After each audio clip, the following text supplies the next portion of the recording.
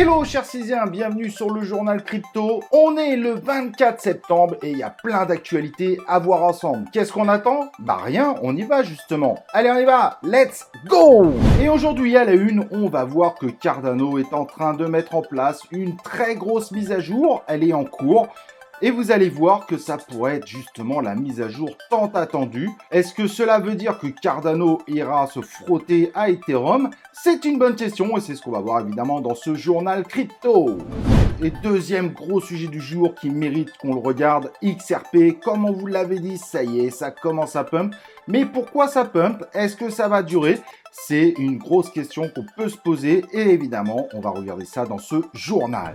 Et maintenant qu'on a vu, cher Césien, l'ensemble des unes de ce journal, ce que je te propose, c'est de me suivre sur Twitter pour suivre l'ensemble des actualités 24-24, en admettant évidemment que je dorme un petit peu, et on passe tout de suite à l'ensemble des actualités du jour. Et Tornado Cash a décidé de ne pas dire son dernier mot et il revient en force sur GitHub. GitHub a finalement remis Tornado Cash à disposition et ceci pour une bonne raison, tout simplement parce que l'OFAC a clarifié les conditions des sanctions et finalement pour GitHub, le partage du code de Tornado Cash n'est plus considéré comme une sanction et donc finalement le code source est revenu et pourrait évidemment énormément aider ceux qui veulent utiliser un mixeur de crypto-monnaies, donc pour être en gros anonyme sur les blockchains.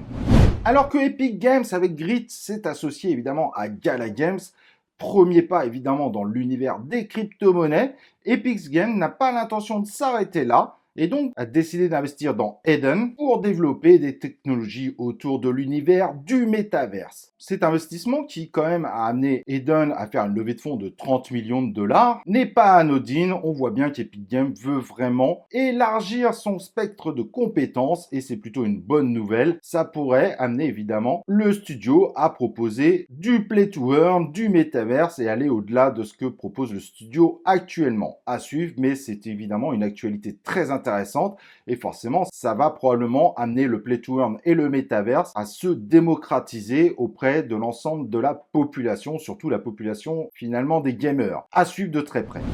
Bien que les Terra rebelles essayent continuellement de pousser les exchanges à faire du burn off-chain, donc certains comme KuCoin semblent avoir accepté finalement d'appliquer directement en off-chain, Binance a refusé mais finalement a proposé une option très intéressante, celle de proposer aux traders potentiellement d'appliquer ces frais de transaction s'ils le désirent. Cette option, à voir évidemment si cela amènera beaucoup de monde à le faire, mais du coup ça permet tout simplement de ne pas faire le burn off-chain, mais de proposer de le faire si les gens évidemment sont d'accord avec cela. C'est évidemment très important car il faut bien comprendre que ce choix n'est pas du tout anodin. Certes, ça a été beaucoup décrié par la communauté, mais en réalité c'est une excellente nouvelle parce que du coup ça ne va pas empêcher les traders pros de trader sur le Link. Le gros risque qu'il y avait d'appliquer en off-chain ce fameux burn de 1,2% pourrait amener tout simplement à avoir une grosse baisse de volume en termes de transactions. Et finalement, ça aurait pu limite bloquer en fait tout simplement les ambitions du Link d'aller là où vous voulez aller. Car pour faire un burn massif, il faut évidemment des volumes très importants. Alors on est d'accord que derrière Binance il gagne aussi. Ça permet évidemment d'attirer plus de monde. Et comme Binance gagne sur les volumes, forcément ça sera un gain pour eux.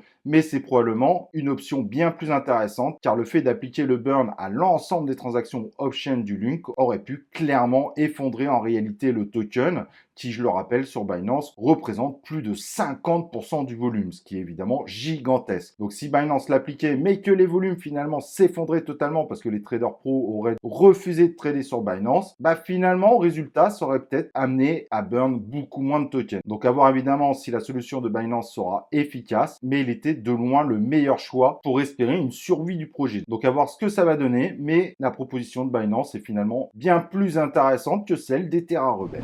Les régulateurs du Royaume-Uni ont proposé un document de 250 pages qui est passé en première lecture, mais attention, il y aura une deuxième lecture le 13 octobre pour bien encadrer les crypto-monnaies et surtout pour contrer le blanchiment d'argent qui est fait avec la crypto-monnaie. Apparemment, ce document permettrait finalement de pouvoir récupérer les crypto-monnaies des utilisateurs utilisateurs qui l'utilisent de façon frauduleuse, à voir évidemment comment cela va se matérialiser. Mais cette régulation qui est proposée n'a pas pour objectif d'embêter le monsieur tout le monde, mais uniquement ceux qui utilisent la crypto-monnaie de façon criminelle, blanchiment d'argent, tentative de détourner les sanctions internationales comme par exemple les oligarques russes, etc., etc. Et soi-disant, cette régulation sera faite avec une très grosse coopération avec les régulateurs américains. Il faudra voir évidemment ce que ça donne, ce que ça mentionne. Mais voilà, les régulateurs maintenant, il faut être clair, ils s'activent et vont mettre un certain nombre de choses en place. À voir évidemment l'efficacité que ça peut donner derrière.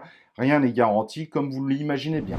Et donc, un des sujets principaux de jour, XRP de Ripple est en train de pump, de faire de très beaux résultats. Depuis un peu plus d'une semaine, il est vrai que la courbe est plutôt sympathique, surtout quand on compare avec le reste du marché. Mais pourquoi justement cette hausse? Tout simplement parce que tous les documents ont finalement été fournis et les deux parties sont tout à fait d'accord, donc Ripple d'un côté et la SEC, donc le régulateur de l'autre, des documents qui permettraient de prendre une décision finale. Donc ça va être intéressant et ça veut dire que la fin est proche. Et du côté de Ripple ou des fan clubs de Ripple, on considère que le résultat est très positif et qu'il y a beaucoup de chances que l'issue soit positive pour le XRP. Selon les représentants de Ripple, a priori, la SEC aurait beaucoup de difficultés à prouver que le XRP puisse être considéré comme un titre financier. Et en effet, si ce n'est pas le cas, ce serait une très grande victoire de Ripple. Et donc, si le XRP monte, c'est tout simplement parce que un grand nombre de gens misent sur la victoire de Ripple. Et évidemment, si la victoire est annoncée pour Ripple, le token pourrait réapparaître partout où il a été plus ou moins banni depuis 2020, mais surtout, il pourrait repartir au-dessus du dollar. C'est une grande espérance, évidemment, de ceux qui sont en train de rentrer sur Ripple et qui misent sur la victoire de l'entreprise. Donc, on verra évidemment ce que ça va donner, mais c'est très intéressant. Faut-il ou pas rentrer maintenant? Évidemment, il y a un risque parce que si il y a encore un coup de théâtre, et on sait évidemment que ce procès a été rempli de coups de théâtre, le token pourrait tout simplement redescendre à son niveau d'il y a 1 à 2 semaines. En revanche, évidemment, si la victoire est prononcée, ça pourrait être le début d'un bull run du token et indirectement, ça pourrait aussi aider les marchés à reprendre un peu plus de couleur. Évidemment, on suivra ça, mais ça reste une actualité très importante à suivre pour ceux évidemment qui aiment beaucoup le XRP. Et Cardano a fait son hard fork, donc qui s'appelle Vacil et qui a été couronné de succès. Et cette mise à jour était très attendue car la dernière mise à jour avait énormément déçu. En réalité, les dApps, donc les applications décentralisées, avaient beaucoup de difficultés de profiter en fait de la blockchain et devaient s'imposer une complexité globale pour la création de celle-ci, ce qui a fait que finalement, elles étaient quand même assez peu utilisables. Et pourtant, on sait que l'écosystème de Cardano n'attend que ça de pouvoir se développer violemment. Et cette mise à jour n'est pas anodine car Vacil va permettre de baisser évidemment les coûts des différentes transactions que vous pouvez faire et également d'être plus efficace globalement dans son fonctionnement, mais surtout va apporter, et ça c'est très intéressant, une capacité d'évolution rapide. Donc si évidemment vous n'êtes pas au courant, n'oubliez pas que Cardano c'est un ancien d'Ethereum et même son co-créateur qui a lancé de son côté évidemment Cardano et sa crypto-monnaie ADA. Ce qui est assez intéressant finalement sur cette crypto-monnaie, c'est que malgré tout ce qui s'est passé, malgré la mise à jour l'année dernière qui a extrêmement déçu, donc il y a un peu plus de 8 mois, bah finalement, on pourrait imaginer que cette crypto-monnaie soit l'une des plus solides du marché. En effet, elle n'a pas craché totalement, loin de là, et elle continue à être soutenue par des institutions. Et donc c'est très intéressant et ça montre qu'il y a un véritable potentiel évidemment sur Cardano. Et donc cette mise à jour va être surveillée de très près, de voir évidemment les évolutions que ça va donner. Pour savoir, ce hard fork a le nom de Vacil, en hommage à un ancien développeur qui est malheureusement décédé l'année dernière. Voilà, les condoléances évidemment à sa famille. En tout cas, c'est un bel hommage. Donc grâce à Plutus V2, les smart contracts vont être de bien meilleure qualité parce que c'était clairement l'un des défauts gigantesques qui empêchait tout simplement l'écosystème de Cardano d'exploser. Pourtant, il y a de très bons projets dessus, mais ces smart contracts qui étaient peu évolués ont posé de véritables problèmes et ont fait que finalement Cardano, on a très peu parlé de l'écosystème qui était autour. Et on en a parlé juste avant l'ancienne mise à jour, puis finalement c'est tombé un petit peu aux oubliettes, mais ça pourrait du coup permettre évidemment à l'ensemble de ces projets de pouvoir sacrément évoluer et donc enfin de se mettre en avant, mais également d'avoir un écosystème beaucoup plus visible évidemment pour l'ensemble des utilisateurs de la blockchain. Et donc ce Plutus V2 va permettre de pouvoir faire des smart contracts beaucoup plus petits avec beaucoup moins de lignes de code. On pourra en intégrer beaucoup plus dans chaque bloc, ce qui est évidemment très intéressant. Et donc forcément, derrière, ça va considérablement baisser les frais des transactions. Cette mise à jour n'est pas anodine car l'objectif de Vacil, c'est d'attirer un bien plus grand nombre de développeurs de façon à voir enfin cet écosystème évoluer au même titre qu'Ethereum quand ils avaient lancé leur DeFi. Bien que la mise à jour se soit passée avec succès, il faudra attendre le 27 septembre, mais bon, c'est dans quelques jours, pour pouvoir bénéficier intégralement de ces évolutions et donc probablement de commencer à avoir quelques annonces autour de cet écosystème. Donc évidemment, certes on est en bear market et c'est pour ça que c'est très compliqué de savoir est-ce qu'il faut rentrer ou pas, mais Cardano finalement pourrait se démarquer un peu par rapport aux tendances classiques de l'ensemble des crypto-monnaies